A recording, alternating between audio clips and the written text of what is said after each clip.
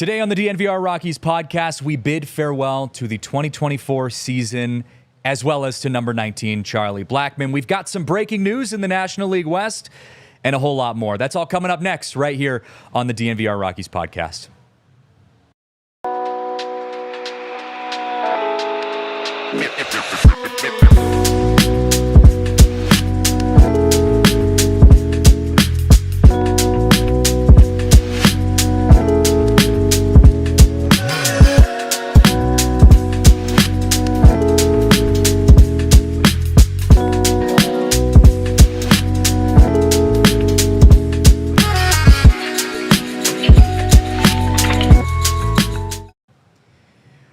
Live from the Toyota Lounge, you are tuned in to the DNVR Rockies podcast, brought to you by Bet365. Use code DNVR365 when you sign up. Choose your offer and find out why it is never ordinary with Bet365. What's up, everyone? Christian Saez here, coming to you live for the first time since the Rockies wrapped up their 2024 season. Not the way that they wanted things to go.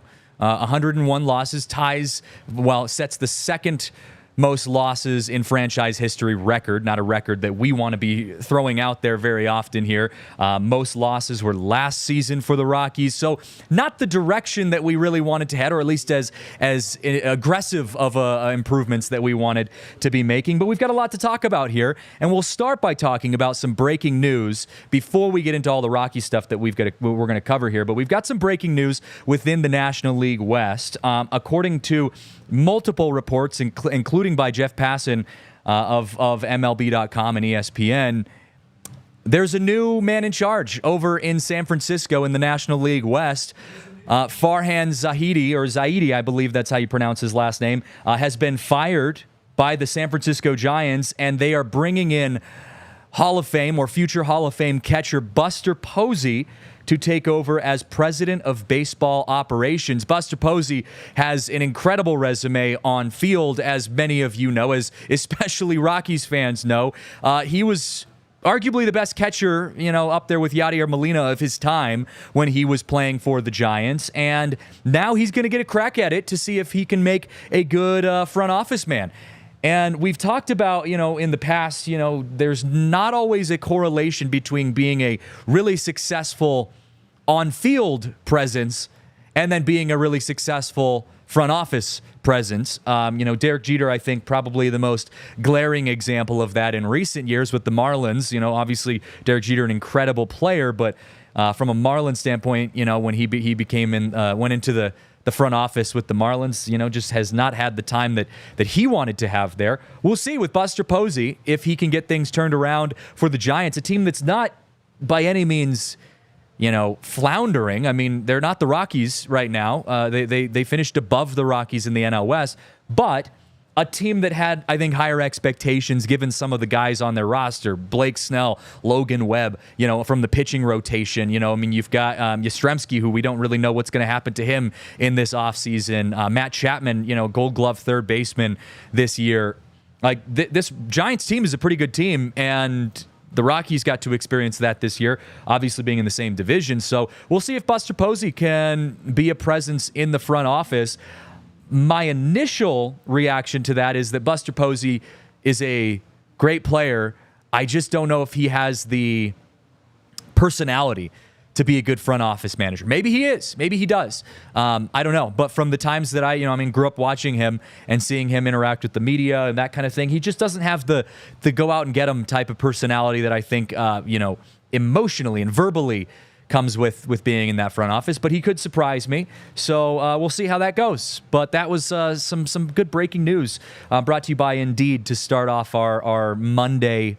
Well, I guess it's afternoon now. Monday afternoon. Breaking news. But let's get into our Rockies coverage today because, look, it's a bittersweet end to our season. The Rockies wrap up with, as I said, their 101st loss. They got swept by the Dodgers to finish out their year. But there was also some positive emotions surrounding this team as they closed things out from Coors Field because Charlie Blackmon got to play in a Rockies uniform one last time, and the Rockies went all out They pulled out all the stops for Charlie Blackmon. And I was talking to some of the people in the press box, and we were saying, because we'll talk a little bit later about some of the attendance records that the Rockies are setting right now. But as we look out over a crowd of 48,000+ people at Coors Field, and you think of a 101-loss team that is playing a second consecutive year at 100 losses, I couldn't help but think to myself, the Rockies are really damn good at making these storylines count. When you've got a guy who is the face of your franchise for the past 14 seasons in Charlie Blackmon, and he says, I'm going to retire, even if the Rockies are getting stomped by the Dodgers, which they did have their best game of the series yesterday, but either way, still got swept by the Dodgers, you still had a phenomenal send-off for Charlie Blackmon, starting with a little pregame ceremony that had his family involved. He got his two kids throwing out the first pitch to him before the game started, which was awesome. Bud Black came on the screen and actually was crying. He teared up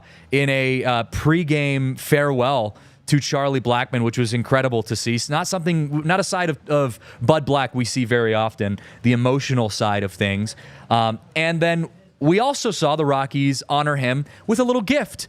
And we saw this with Todd Helton. They gave Todd Helton, when he retired, a horse. Well, the Rockies yesterday gave Charlie Blackmon a brand new Toyota Tundra, as you can see on the screen here. Now, I don't know if you guys realize this, but that is the same Toyota Tundra that normally sits up in left field over the Helton Cafe and over those left field seats. If you can see on the screen there, it's in the distance, but there's an empty spot where that Toyota Tundra used to sit up there in left field. They had a crane come out and take down that Toyota Tundra and bring it out there to Charlie Blackmon. So it poses the question, for me at least, is that fitting of a gift to give to Charlie Blackmon? I mean, you gave Todd Helton a horse, which is unique. Obviously, that's a very Todd Helton gift. But we talked to Charlie Blackmon after the game, and we asked him, about that gift. And I was listening to some of the clips post game, and he was saying he already had an earlier version of the Toyota Tundra of that same model just a couple years prior. So he was like, "Oh, I'm excited to get the upgrade." But some people were saying, well, that's kind of cheap. I mean, that's just been sitting up there in left field in the direct heat and the direct sun and rain and elements just all season long. And they say, you know what? We'll just bring it down and give it to him. It still runs.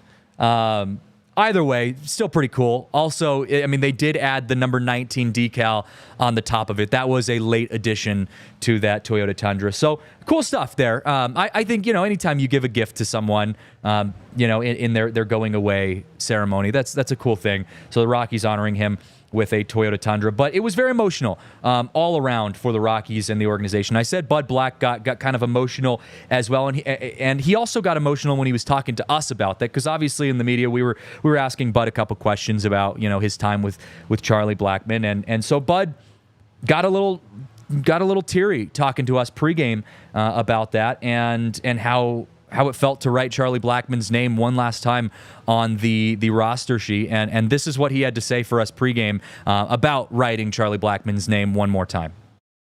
To write Charlie Blackmon's name one last time on the roster sheet. And this is what he had to say for us pregame about writing Charlie Blackmon's name one more time. To write Charlie Blackmon's name one last time on the roster sheet, and this is what he had to say for us pregame about writing Charlie Blackmon's name one more time. This is not it. So, and then we sort of smiled, and then he left my office, and I'm going to see him probably in 15 minutes. So shit, I mean, so it's how it is, right? It's. And that's sort of how today is in a lot of ways, right? You guys are going to shake hands and you guys are going to hug and say goodbye, but, we're all going to see each other again. Guys are so awkward when they say goodbye. It's that like encapsulated what the the male experiences when you like say goodbye to someone. You're just like, it's always so awkward, and you go in for a hug or a high five, and you know you're like feeling the emotions that you should be feeling, but on the outside you're like, I can't be like crying in front of my bro here. Like this, these are two professional athletes, a coach and his player, and he's like, We'll see each other again. Don't worry. We'll see each other again. And in this case, it's probably true. Charlie Blackmon is going to stay involved in the organization moving forward. And Bud did say as well that, we're probably going to see him in spring training. Charlie's probably going to be working with the outfielders this year, in this upcoming year in spring training. So, it's goodbye just for a moment, but not forever. And it is interesting, though, and it was kind of weird seeing Charlie go out to center field, though, to start the game. He was leadoff, started in center field. It was the first time, and I didn't realize this, it was the first time that he had started in center field since 2018, and not only just 2018, but the 2018 NLDS, the last time the Rockies were really in a huge playoff moment in their franchise. Charlie was the last time Charlie Blackmon started in center field. So kind of a full circle moment there for Charlie Blackmon. And Bud, we asked kind of Bud about that as well. And him getting a chance to see Charlie Blackmon play center field one more time. And this is his response when we asked him that. Charlie came to the big leagues and played a lot of center field. My first 2 years here, he was our center field all-star. Led the National League in hitting as a center fielder. Leadoff hitter, 100 RBIs as a center fielder. So I think it's a great tribute I love that tribute. I love that for Charlie. Yeah, that tribute there to send him out to center field. And not only that, they sent him out to center field about 20 seconds earlier than everyone else. And he got to have his standing ovation. It was funny, though. We were talking to Bud before the game off camera, and he was talking to us about Charlie, and they were having their pregame meeting, and he told Charlie, "Hey, we're going to send you out to center field, and you're going to be out there by yourself, and you're going to do, you're going to wave. Everyone's going to stand up and cheer for you, and that's how we're going to start this thing." And in true Charlie Blackmon form, Charlie looks at him and says, how long am I going to be out there? Like, how long are you guys going to leave me out there? And Bud said, we can make it like 15, 20 seconds. Is that okay? And Charlie said, all right, I can do that. So that was pretty emotional for all the guys. And, that's the way it's going to go. Brandon Miller, welcome to the show. Thanks for sending us a chat here in the Toyota chat. I do agree with you, Brandon, that, you said that it's hard seeing Charlie Blackmon retire, but it also shows that we're headed towards this young future. It's weird, though, that you say that. And you're right. You're totally right. 100%. We are headed towards a team where it's like, we aren't going to recognize 90% of the guys on the field 3 years from now. But yesterday, every single outfielder was 30 years old or older. It was Charlie Blackmon, Sam Hilliard, and Jake Cave. So yes, we are headed towards this youth movement, but on the final game of the season this year, we had an all-30s outfield core yesterday. Brenton Doyle out with a banged-up injury, nothing of concern. He's going to get some shots. He was talking to us in the clubhouse. He's going to get some shots in his knee and hip to kind of get him back in full swing. He's going to have a normal offseason. He'll be fine. But he was out. Obviously, you didn't have Jordan back in there, Nolan Jones, and so your young outfield was not out there in the way that they normally are. But that is it is something that we're going to be seeing moving a lot quicker. And as we get going in this offseason, I am going to be doing a lot of shows on breaking down specific positions, what types of players are going to be like on the depth chart, and I think there's going to be a lot of guys that either kind of burst onto the scene that we haven't seen yet, or guys that we haven't seen over the last couple of years that kind of solidify themselves as a starter. And so we're going to talk about that a lot as we continue on this show. I want to give a shout out, though, before we get into a break here, to a super fan who came into this and made the trip from Wisconsin to go and enjoy some Rockies baseball and get to see Charlie Blackmon in person. And I snapped a photo of this super fan. He was there with a beard and a whole getup. I mean, it was the whole entire thing. Yeah, there you go. You can see it on the screen. That was a super fan who made the trip from Wisconsin. He had the Charlie Blackmon shirt, the Charlie Blackmon like Hawaiian shirt on top, the beard, the nasty hat, Chuck Nasty hat. He did also have a really cool sign as well that he brought from Wisconsin, the Charlie Blackmon fan club Wisconsin chapter, beards required. I was talking to him and his mom before the game, and there were a lot of diehard Charlie Blackmon fans from all over getting to celebrate Charlie and his time with the Rockies, and just a really cool all-around moment, and cool to say farewell in such a cool thing. I do want to talk when we come back from break, though.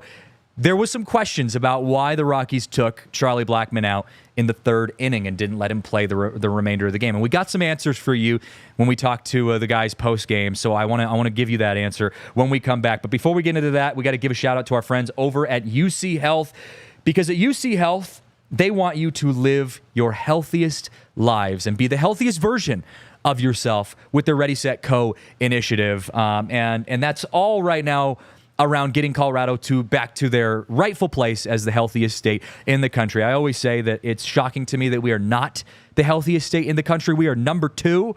I don't even know who's number 1, but we are number 2. And as we know here in Colorado, number 2 is never good enough. We have to be number 1. Well, UC Health is going to help you guys get back to that spot using a combination of nutrition, sleep, and exercise. Those are going to be those key tools that can help you get to living your healthiest lives.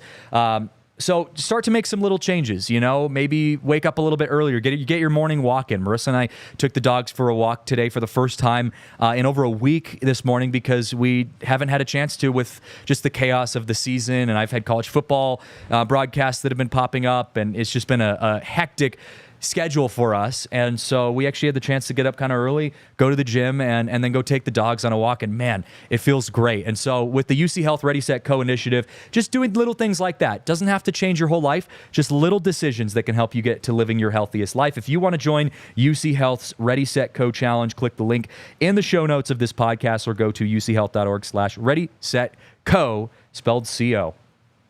Well, also, we have to give a shout out to our friends over at Toyota, because as we just saw, Toyota is the GOAT when it comes to anything and everything vehicles in Colorado. Whether you are a normal guy like myself, just going out and driving my Toyota Highlander out to the mountains for a weekend trip getaway, or Charlie Blackmon retiring after 14 seasons of Major League Baseball, one of the best resumes on this Rockies franchise, maybe a future retired number 19 up in the rafters at Coors Field, getting a Toyota Tundra gifted to him as the going away gift. Doesn't matter who you are, Charlie Blackmon, myself, or anyone, a Toyota is where it's at. They are the best vehicle on the market. And, look, you can love, the big souped up Toyota Tundra, which are badass vehicles. Or you can like something a little more, more down to earth. You can like a Highlander, or, if you've got kids and you need some space, a nice SUV, RAV4, which is probably going to be, high on the list for my next car when I have to part ways with my Highlander, or the Toyota Tacoma if you want to go with a smaller truck. But any way you want to go, Toyota has you covered. So visit your Front Range Toyota stores at a location near you. AutoNation Toyota, Arapahoe and Centennial, Corwin Toyota in Boulder, Groove Toyota in Littleton, Mountain States Toyota in Denver, Stevenson's Toyota East in Aurora, Stevenson's Toyota West in Lakewood. Toyota is the official vehicle of DNVR, the Rockies, and of course now of Charlie Blackmon. Well, let's talk a little bit about why the Rockies decided to take Charlie Blackmon out of the game in the third inning, because that was a question that came up. Charlie Blackmon, it was all this pomp and circumstance around him coming back and making his final game with the Rockies. And everyone was all super excited, to see Charlie Blackmon, and we got to see all the festivities before the game started. And then he comes up, his first at-bat, he fouls out, which was very anticlimactic, but, that happens. That's baseball. And so he fouls out. Everyone's kind of bummed. He went out to center field, got a fly ball in center field. Everyone felt good about that. He got to see some action in center. And then he moved over to the right field. And we thought, okay, so he's going to finish out this game in right field. And he comes out in the third inning, gets up to the plate, and smacks a base hit right up the middle. And we're thinking to ourselves, okay, great. Like, he got a hit in his last game. And then you start seeing him pointing towards that the dugout. You think to yourself, is he really going to come out? Well, yes, he did. He did come out. And the Rockies opted to bring Jordan back in to pinch run for Charlie Blackmon, and it was there were like boos coming down. People were obviously cheering and happy and excited to see Charlie Blackmon, do his final goodbye. But there were like boos of people upset that the Rockies decided to take Charlie out. And I got a lot of tweets and comments on Twitter saying, everyone was there to see Charlie Blackmon. Why are we taking him out of the game? So we asked Bud after the game, what the decision was to take Charlie out. And he confirmed that, first of all, it was a decision that was made between both Charlie and Bud Black and the management. They had agreed that in the third inning, he was going to come out no matter what, whether it be when he was hitting or when he was on the field. And so if he had, let's say, struck out or grounded out or not gotten a hit in that at-bat, the agreement was that he was going to go out into the outfield. They were going to go give him an out or two in the outfield, and then they were going to pause the game and make a defensive substitution in the outfield to let him come off the field one last time. That was the agreement. There was speculation of is there anything to this idea that it was his 499th at-bat, and if he hit the 500th at-bat, he was going to hit a $500,000 bonus? I did see that on the Rockies stats page, they did have him at 499 at-bats. We looked it up, though, officially, and we talked to the official Rockies stats communications group, and they confirmed that he was at 488 at-bats on this, coming into that game. And so I think he finished with 490, if I'm correct. And so he was not going to hit that 500 mark no matter what. I'm also not sure, and I was not able to find anything on that $500,000 stipulation into his contract. So even if that was a thing, they didn't just do that to screw him over. That was something that, was discussed and agreed on before the game had even started. So that's why he came out at that point. Again, I understand, and I get it. It feels a little anticlimactic to bring him out when you're right. Like, a lot of the Rockies fans wanted to see three more at-bats from him throughout the game.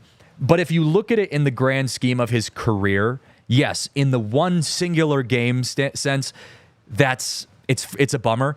But in the entire arc of his career, for a guy who could potentially and should have his number retired at Coors Field, I think he should end on a positive note. You go out on a base hit. Like, that is how you encapsulate your historic Rockies career. There's just you just don't want to have a guy who grounds into a double play in the 8th inning and is like, all right, that's it. That's the end of it for Charlie Blackmon. It's like, that sucks. So I understand them going out on the positive note. We'll put it at that. And that'll do it for Charlie Blackmon. So let's shift gears, though. I want to talk for a moment here about Ryan Feltner, because Ryan Feltner ended his career with the Rockies, ended his season with the Rockies on a really high note. He kept the Rockies in this game and single-handedly kept Shohei Ohtani away from a triple crown. Shohei Ohtani came into this game in a possibility to have a triple crown if he was able to put some big numbers up. And Ryan Feltner said, you know what? Enough of that. We're going to come in and get the job done, at least from a starting pitching sense. He went 6 innings pitched, 2 hits, no earned runs, 2 walks, 3 strikeouts. In the second half of the season for Ryan Feltner, he posted a 2.98 ERA over 15 starts. That is the first time since German Marquez in 2021 that a Rocky has finished a season with a sub-3 ERA. And let's remember that German Marquez went to the All-Star game in 2021 with that ERA. Ryan Feltner has just flown under the radar somehow as a All-Star caliber pitcher in the second half of the season for the Rockies. And he's been doing it against the best teams in baseball. Again, we've talked so much in this podcast about how the Rockies have played the toughest season in all of major leagues from a wins and losses standpoint in their last 27 games of the year. Every single team they faced was above 500. And Ryan Feltner, over his last 15 starts, has a sub-3 ERA. And he was dominating. Coming into that game, he was like, guys were hitting like 2 for 30 something on his fastball, which is unheard of, especially for a guy who does not throw 102 miles an hour. Like he's sitting between 92 to 96 on his fastball. And he went into last series against the Cardinals, and guys were 0 for 26 on his four-seam fastball. That's incredible. So Ryan Feltner might be a next Kyle Freeland type pitcher for the Rockies if he can have a good offseason and continue this momentum into next year. Ryan Feltner's going to be a stud. And I have been so pleased to see how he has turned out in this season. And he's been a very bright spot of this Rockies team. And we talked a little bit with the coaching staff and the players about what are the pros, what are the cons of this year? How are you going to make some changes? What do we need to, how do we reflect on this season? And I will give a preview of our next show that's going to be coming up on Wednesday. We are going to do a season wrap of what are the pros, what are the cons, what did we do well, what do we need to work on, that kind of stuff. But to preview that a little bit today, I want to play a clip from Bud Black where he shares his thoughts on what needs to be changed going into next year. Where do the Rockies need to make some adjustments, make some improvements? So Ryan Spilborghs asked Bud Black before yesterday's game about that question specifically, and this is what Buddy had to say about what needs to be different going into next year. The final game of the season, as a manager, what does that feel like? Yeah, there's always mixed emotions, right? You never want it to be the end of the season, right? Because you want to continue playing, because you know what the teams are playing. But there's 18 of us who are in this position. There's going to be 12 teams moving on. But I think you look back at all the great things that happened during the year, and a lot of them you feel good about, and that's what that's what you think about, right? You think about some of the things that that went wrong, that didn't go your way. You think about those too, but from being in this game a long time, that the end of the season comes, and then when that happens, when this game is over, I think your immediate attention turns to next year, and it happens really, really fast. I think for coaches and managers and executives, faster than players. I think players, have a time to really exhale and take a deep breath and decompose. But I think people in our positions, man, it doesn't really stop. Right? It doesn't really stop. I mean, you have free time. Those of us in uniform have a little bit of free time, obviously now, because from February until now, it's pretty much every day. But it never stops. This game, and you've heard it many times from players. The game goes on. The game goes on. It changes its course and what it's talked about, but the game continues. The game goes on. I want to say that was actually Buddy reflecting on his thoughts and emotions on the season. We are going to get to Buddy talking about what the future needs to look like for the Rockies. So I got you all excited about that for nothing. But Bud did have some good things to say, and I thought like the cool thing about Buddy is he's very emotional is in a positive way. He's very connected emotionally to the ups and downs of a season. And I am a guy who's not going to put any blame on Bud Black, or at least the majority of the blame. I will not put on Bud Black for the struggles and challenges that the Rockies have had throughout their last 6 seasons, because I think Bud Black has had a tough time with just putting a lineup together of guys that, aren't competitors, in all honesty. But what I will say is that Bud Black has done a really good job of encapsulating the emotions and the waves and flow of a season, and he always is level-headed and has a good answer for things. And that's been one of my big takeaways with Bud, this season, or at least the half season that I've been covering the team here, is that, he has a really good head on his shoulders as the manager of this Rockies organization and this team. And he seemed like he was in good spirits about next year, as do a lot of the other guys. The players seemed really positive and hyped up. And like I said, here in just a few minutes, I am going to share another clip where he does talk about what needs to be changed and fixed going into next year. But he is in good spirits about where this franchise is headed. But one of the biggest questions that looms in this offseason is, what are the Rockies going to do about their head coach? Are they going to stick with Bud Black as the head coach of this franchise, or are they going to change things up? And I know Bud has had questions like this in the past. We have all asked, everyone in the media has asked Bill Schmidt, Bud Black, even Dick Monfort. Like, we have all done our rounds and gotten kind of vague, put off answers. But we had to, in the last game of the season, we had to get it on record. Will Bud Black be returning as the coach of the Rockies? And this is what he had to say. It's a good question, right? And I'll try to put it in a nutshell. I think that, the consistency, I'll start with the pitching. The consistency of pitching has to be, I think you look at all teams that are successful, they have consistent pitching from day one till day 162. And our pitching was not that, especially early in the year. It's been too variable.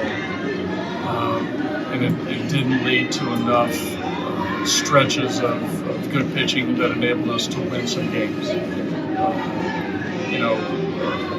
Bullpen faltering, especially early in the year, was troublesome. So that has to improve. I think overall the starting pitching, we were hopeful, and we're sort of Just put us out. I'm not going to talk about me.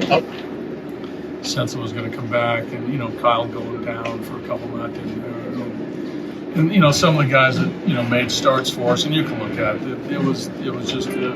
We're in a difficult spot a little bit in our rotation. So solidifying a solid rotation with depth is something we have to do in the bullpen. Defensively, I think we're fine, right? I don't know what roster changes we're going to make, but at the premium positions up the middle, I thought we were pretty good, right? Shortstop, second base, center field, really good at the corner. So I don't think the defense is something that we're unless our roster changes. We don't know. Offensively, we've talked about it ad nauseum, right? The strikeouts. We need better contact right now.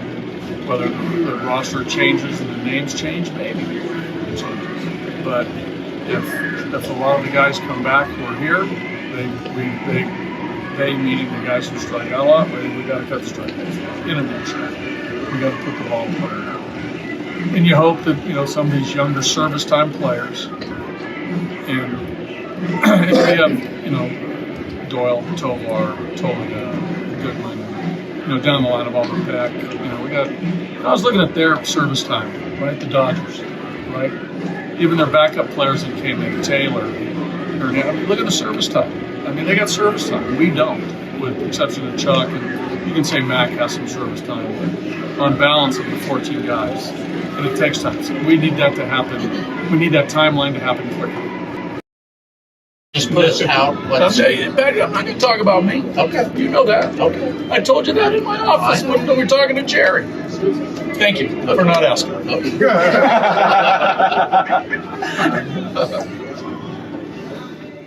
So Bud Black was getting a little long in his answer initially, and then Patrick Saunders followed up and said, "All right, you coming back?"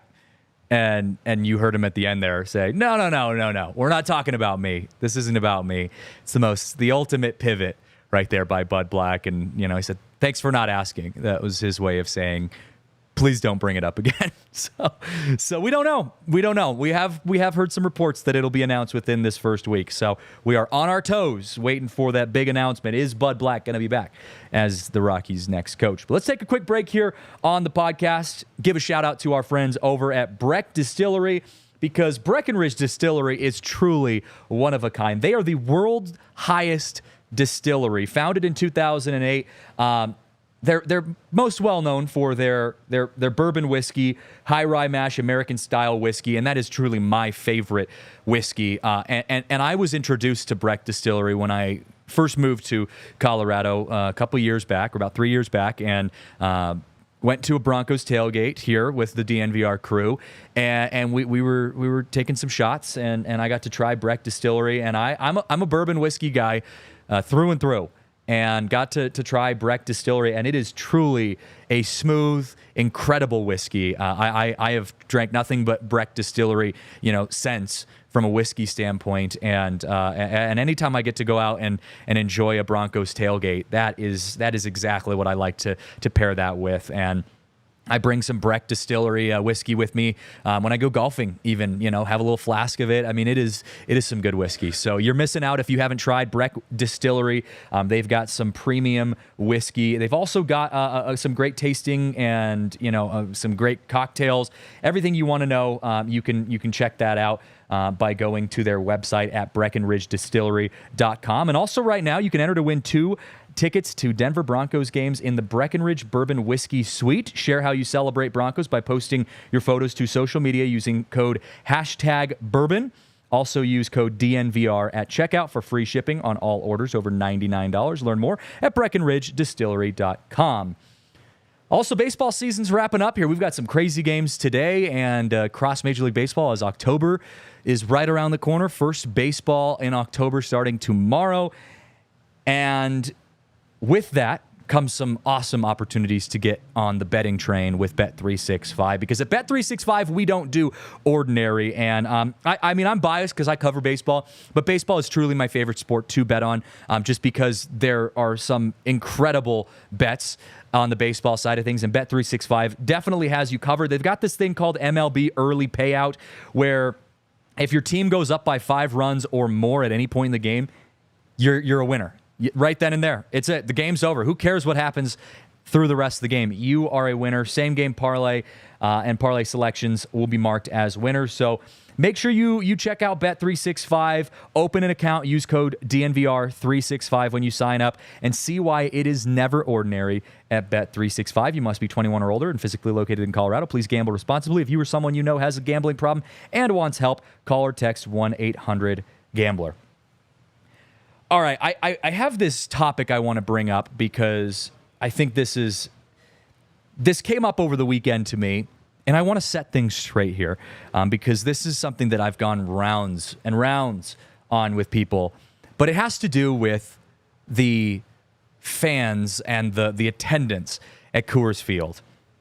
Over the weekend, the Rockies had their 9th sellout of the season, 3rd consecutive sellout in a row on Sunday. On Sunday, they set a record for most fans of the season with 48,320. And I posted a video, I believe, on Saturday on Twitter of the crowd and of the fans. And I said, basically, I mean, I can even pull it up for you guys, but I said that, there are postseason teams that don't even have the turnout that we as Rockies fans are present to every single night. I'll pull it up right here because I want to be... Yeah, here it is. There are postseason teams that don't have this kind of crowd in late September. Coors Field remains unmatched in good vibes. And I'm getting blown up on social media of people saying, well, you idiot, it's just Dodger fans. And, everyone's there just to see Shohei Ohtani. And this is the problem with the Rockies. It's why they never put a winning team out there, because the ownership only cares about the fact that they've got fans in the stands. And first of all, I'm very aware that a lot of that was Dodger fans. When the Cubs are in town, I'm aware that the sea of blue is Cub fans. And when the Red Sox were in town, I was aware that they were Red Sox fans. I get it, right? I also understand that there is this idea that just because we get tons of fans and we make a lot of revenue as an organization because we get all the people coming out to Coors Field to watch the fireworks and whatever, that it makes it easy to be complacent. On top of that, though, my pushback is, first of all, if you are a losing team, we are already a losing team. The Rockies are not going to the postseason as it is. I would rather have 50,000 fans at a game, whether you're Dodger fans, Rockies fans, Lakers fans, I don't care. I would rather have 50,000 fans in a ballpark building the energy and momentum and enthusiasm of every single element of a game, especially a meaningless late September Rockies game, than to be the Chicago White Sox or the now Las Vegas A's, formerly Oakland A's, where you have 11, 12, 13,000 fans at every game. You can hear a pin drop. I get it. I get that it sucks to have a sea of blue out there when you would love to have a sea of purple, cheering on your team going to the postseason. But that's not the way that it is. We aren't going to the postseason this year. So I would rather enjoy 50,000 fans and just an energy there that we don't see in a lot of other stadiums, even stadiums that are postseason teams, than to be a team that has no one going to games. Now, I understand the second part of that argument, which is that, you feel like it makes the front office complacent. My pushback to that is just that I think this front office has shown that there are improvements being made, there are moves being made, but people aren't going to stop coming to the Rockies games. People aren't going to stop coming to Coors Field. Like that's not, we aren't Philadelphia. We aren't New York. This isn't Chicago, where if your team sucks, no one goes to games because you just we're those kind of fans. Like, we're not those kind of fans. And it's naive to think that we will ever be that. We do enjoy a nice afternoon where it's 75 degrees at Coors Field with a great fireworks show or a fun bobblehead. Like, that's just who Rockies fans are. And the flip side of that is that when the Rockies do play well, guys show up. Fans show up and are ready to root the team on. So I just had to set the record straight because people were acting like I didn't know that was like 75% of those fans were Dodgers. I'm like, yeah, duh. I know. I see that. It's still good vibes. Like, it's still cool to see that many people, going to games in September, because you go to White Sox games or you go to, I don't even know, Twins games, at this time. You go to even Diamondback games, who are a postseason team, and it's 50%. In the stands. Like, I can't. How do you enjoy that at the same level? So I wanted to set the record straight there on that one. I wanted to also answer a question because some people were asking, why did the Dodgers leave Shohei Ohtani in the game to play when there's a possibility that he gets hurt? And Dave Roberts made the decision to leave Shohei Ohtani in all three games. They've already clinched. They had already, they had already got that number one seed in the National League West. So there was this idea that, like, well, there's probably no reason to leave Shohei Ohtani in the game. First of all, the first thing you have to look at is, at least going into yesterday, he was chasing the Triple Crown. You do not want to be the manager who stops Shohei Ohtani for getting the Triple Crown. Now, Ryan Feltner was the guy who stopped Shohei Ohtani from getting the Triple Crown. The manager does not want to be the person who does that. So that's one of the reasons. The second reason is, and this was a new experience for me because I had never seen the Dodgers play at Coors Field in the press box. I've been to plenty of Dodger games at Coors Field on the, as a fan, but in the press box, this was new to me.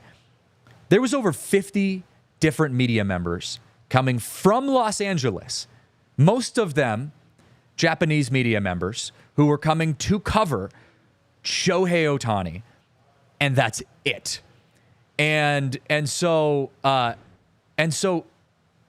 you, from a fan standpoint, from a coverage standpoint, you have to put Shohei Ohtani out there on the field. That is your biggest product. You look at the investment. You're investing $700 million into one person who is the greatest player in the history of baseball. You have to have him on the field every single game.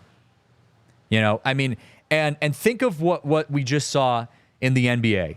the NBA said this last season that they were no longer, teams were no longer allowed to rest their best players, Joel Embiid, when they were coming to play teams like the Nuggets in a primetime game. You can't cheap out of a game with your best players, when the entire world's watching you. And so the NBA made a rule about that. The MLB doesn't have a rule about that.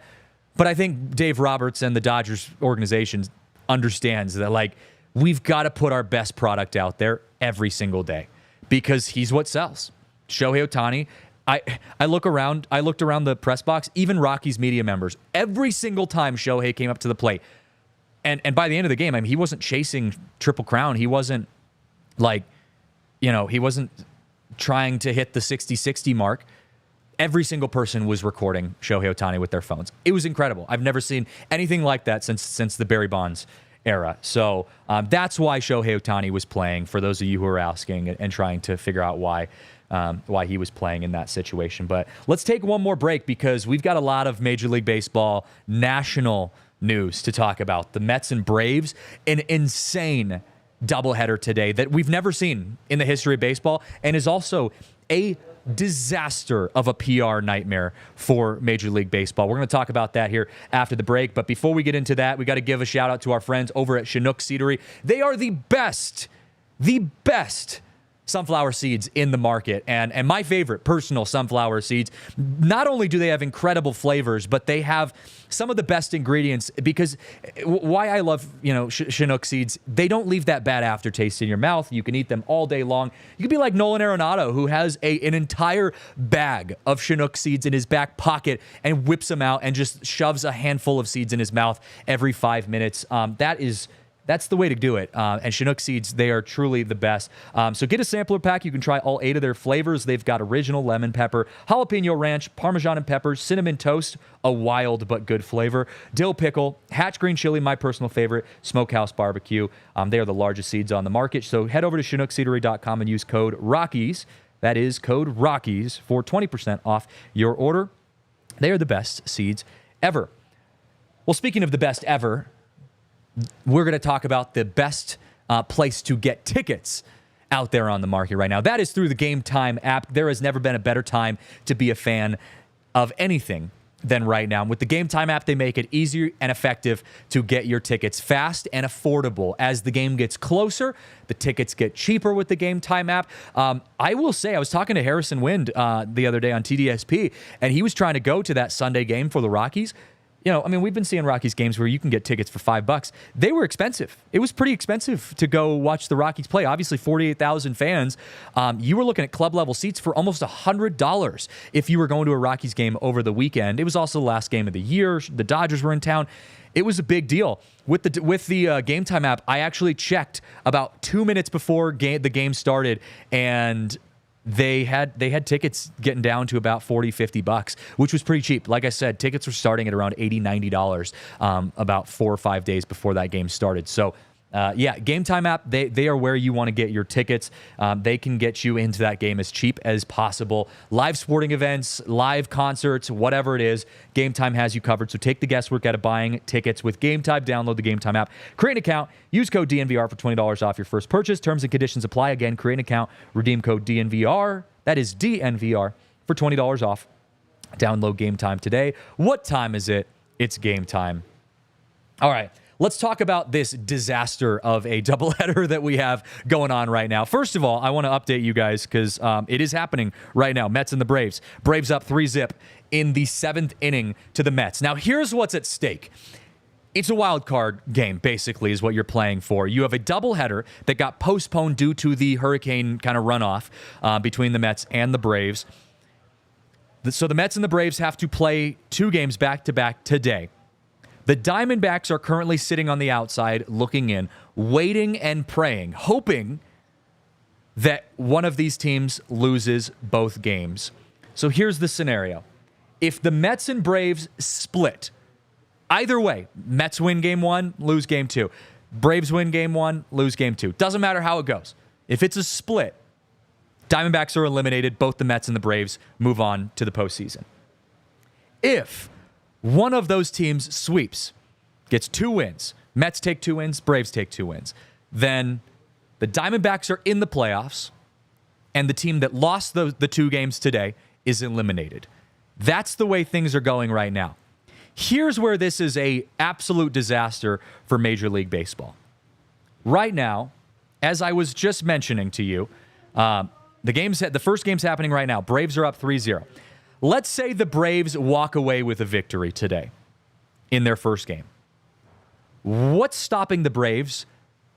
Because they clinch. Let's remind you, they clinch. If the Braves win right now, Braves are going to the playoffs. What's stopping the Braves from saying, I am going to put our worst possible players out there on the field and rest every single guy and not even try for game 2 because we have to fly to the West Coast after 18 innings of baseball within the next few hours? What's stopping the Braves or whoever wins game 1 from just giving up on the second game? And that's where I think this is an issue for Major League Baseball, because if it was me, if I'm the Braves and I go win game 1, I am not throwing a pitcher who's going to be throwing in, this next, possibly in this next actual wild card game coming up. I'm literally just going to put all of my backups into the game if that's the case. I mean, we kind of saw the Dodgers do that after the first few innings from a pitching standpoint against the Rockies. The Dodgers, they put their bullpen game in. So I just think it's just a really tough spot. So it goes back to what I was saying was about the whole NBA thing, where the NBA pretty much came out and said, you have to play your best players or you're going to get fined or you're going to get, some penalties against you, some consequences against you if you don't play your best players in these national games. Does Major League Baseball get out there and say, before this game started, you have to set your lineups for both games before the game starts? Because that's really the only way, in my mind, you can guarantee that it's going to be somewhat competitive baseball. Because, I mean, the other side of it is it's just really like moral games at this point. Like, what are you playing a morally competitive game in game 2 after you win game 1? Like, why would you? Unless you're being required to do that by Major League Baseball. So I think Major League Baseball has to say, had to have said, we need to see both of your lineups for game 1 and game 2. And that's going to be how you have to start things. I just think it's crazy. Also sucks for the Diamondbacks, our friends over at PHNX. They're just sitting there. This entire day, they're just sitting here watching baseball, hoping that these teams can lose 2 games in a row. And that sucks. Also, I do think there's a better chance statistically for these teams to split, given that after that first team wins, they're not going to be trying as hard in game number 2. This also came up as well. Buster Olney, MLB reporter, said that Major League Baseball has advised the Mets and the Braves that when one of the teams wins game 1, they should not do their usual champagne celebration after the game. That would be in between games, obviously. So there's a chance that, again, if we split games, these 2 teams are going to be celebrating at the same time in both the visiting and the home clubhouse. I have never seen that in the history of baseball. I understand why Major League Baseball would advise them to not celebrate in between games, because you obviously, we saw how absolutely belligerent Detroit got after they won their game and clinched the postseason, and they were pounding beers in the locker room. Obviously, you can't have that before your next game because you play shortly after that. But Mets manager Carlos Mendoza joked that the teams should all go out onto the field and hug after the game if they split those games. Just such a weird thing to have happening right now in Major League Baseball. So, that'll be interesting to see how that progresses. I'll continue to provide updates. It's the 8th inning, and it's still 3-0 Braves. Not a blowout by any means, but the Mets have yet to score in this chaos that is the National League. It also makes me a little more nervous when you see this kind of stuff happen, and you're like, how do the Rockies fit into this in the next couple of years? Like this, I was talking to, who was I talking to yesterday? I think it was Thomas Harding about this in the press box, where we were saying, look how hard it is. The Diamondbacks had one of the best seasons they've had in years, and including last year, and the Diamondbacks came out of the All-Star break and were on a tear. They were the best team in baseball, and they are sitting there right now with their fate in the hands of the Mets and the Braves, hoping that they can get into the postseason with one of the best records. That's crazy to me to think that the Rockies, how do you control your own fate? And how do the Rockies put together a lineup that can compete with the Dodgers, the Padres, the Braves, the Mets, the Diamondbacks, let alone the Giants that are still kind of right there in the middle of that, So I don't know, and we're gonna have a lot to talk about. This better be an active offseason for the Rockies as we continue. Got one more announcement to make though before we wrap things up. Major League Baseball has announced some big changes for next year, or actually 2026, the new 2026 season. They will be going back to the old uniform materials, which was some controversy. If you remember at the beginning of the year, when you could see guys' legs, we'll say, for lack of a better way of putting it, for lack of a more respectful way of putting it, you could see guys' legs through their jerseys. You could see, a lot through those jerseys this year. The Fanatics thin jerseys. Major League Baseball did hear the feedback and really some clapback is what it was. And they heard that and said, all right, we'll make some changes. So in 2026, they will be going back to using the old uniforms and the old uniform materials. And side note on this, they will be allowing players to wear their team jerseys in the All-Star game, which to me is pretty cool. You get to, I think back to seeing Charlie Blackmon repping the black and purple, in his time, going to 4 All-Star games, and I think he had one year where he had the cutoff, back when they had the vests. It's really cool. Todd Helton as well, obviously, when he was an All-Star. So it's going to be cool to see, what Rockies are future All-Stars. We've got a couple guys that I think, at least in the second half of the season, if they had played like that all year, could have easily been an All-Star. Tovar, Brenton Doyle, Ryan Feltner, all 3 of those guys have numbers that are All-Star numbers. If you had just been taking that second part of the season. So I think we've got a lot of things to talk about this offseason. It's going to be a lot of fun. I'm going to be excited. We're going to have hopefully a lot of guests on the show, a lot of heated debates on, who's going to be playing what position, what type of lineups we're going to see in the coming years, what type of moves the Rockies could be making. All of that's going to be good conversation here in this offseason. So we're excited to have you guys along for the ride, and I appreciate you guys hanging with us. On Wednesday, we are going to be doing a season recap of the Rockies, talking about the pros and cons, what we liked, what we didn't like, who is up on the trading table, who's going to be someone that we want to hold on to. All of that's going to be coming up on Wednesday. So come hang out with us. We will see you guys on Wednesday. This has been it. Big shout out to our producer, Alyssa, who's crushing it for us here today with a packed schedule. Shout out to our team here at DNVR. We love having you guys a part of this show. This has been the DNVR Rockies podcast, brought to you by Bet365. Come hang with us on Wednesday. We'll see you guys then at 12:15 here on the Rockies Pod. We all see